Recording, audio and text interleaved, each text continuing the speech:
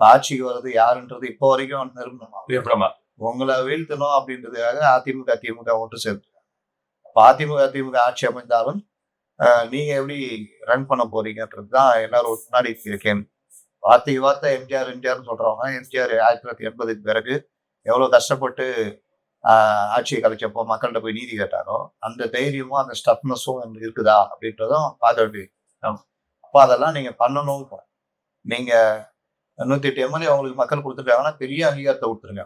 அந்த அங்கீகாரத்தை நீங்க மதிக்கணும். அது இல்லை கூட அப்ப நீங்க மக்கள்கிட்ட போய் நியாயம் கேட்கிற வேலை தான் பண்ணணும். எதிர்கட்சியா செயல்படணும்.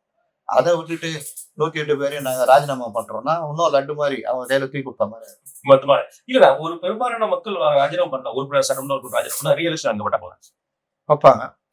இல்ல மொத்தத்துக்கு ரீஎலெக்ஷனா அல்லது 108 தான் வைப்பாங்க. 108 தான். ஆமா. நாடாளுமன்ற இந்த இது கலைக்க மாட்டாங்க. சட்டமன்ற கூட இது கலைக்கணும். ஓகே. அப்ப எந்த ஐடியால அவங்க பண்றாங்க? 108 திருப்பி நீ ஜெயிச்சாலும் 108 தானப்பா. ஆமா.